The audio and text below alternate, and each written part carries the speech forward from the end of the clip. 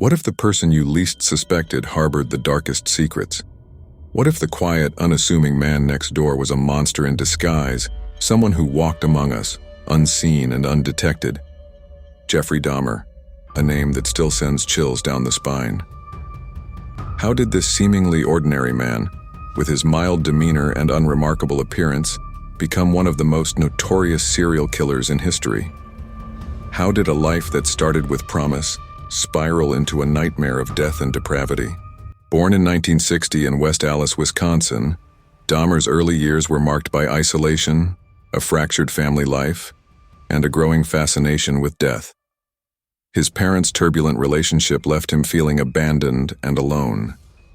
He was a quiet boy, often overlooked by peers and adults alike, but even then, dark thoughts began to take root. As a teenager, Dahmer's morbid interests deepened. He began dissecting animals, finding a twisted pleasure in the act. These early experiments were a precursor to the horrors he would later inflict on human beings. But his fantasies wouldn't stop there. They would grow more sinister, more dangerous. In 1978, just after high school, Dahmer committed his first murder. Stephen Hicks was his first victim, a hitchhiker lured into Dahmer's home with the promise of a ride and some beer. Once inside, Hicks was never seen alive again. This was the beginning of a killing spree that would last for over a decade, leaving a trail of devastation in its wake. By the time Dahmer moved to Milwaukee, his urges had become uncontrollable. He preyed on young men, often from marginalized communities, offering them friendship, money, or alcohol. But once inside his apartment, they faced unimaginable horrors. Dahmer's twisted desires had evolved. Now he sought not just to kill, but to control, to possess, and to consume. Apartment 213, a place of unimaginable terror. Dahmer's methods were brutal and calculated, dismembering bodies, preserving remains as trophies, and even attempting crude experiments to create submissive, zombie-like victims. 17 men fell victim to his insatiable need to kill, each one disappearing without a trace, their families left in agonizing uncertainty. But in July 1991, Dahmer's reign of terror came to a sudden end.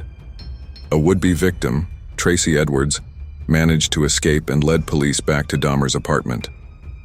What they discovered shocked the world. Photos of dismembered bodies, skulls, and other human remains scattered throughout. The extent of Dahmer's crimes was almost beyond comprehension, a true descent into madness. During his trial, Dahmer confessed to his horrific acts, offering chilling details of his crimes. But the question of why remained. Was he born evil, or was he shaped by something darker within society? Was it his troubled childhood, his repressed desires, or a deeper psychological disturbance? His case left the world searching for answers that may never come, a puzzle with too many missing pieces. Jeffrey Dahmer's life ended violently in prison in 1994, murdered by a fellow inmate.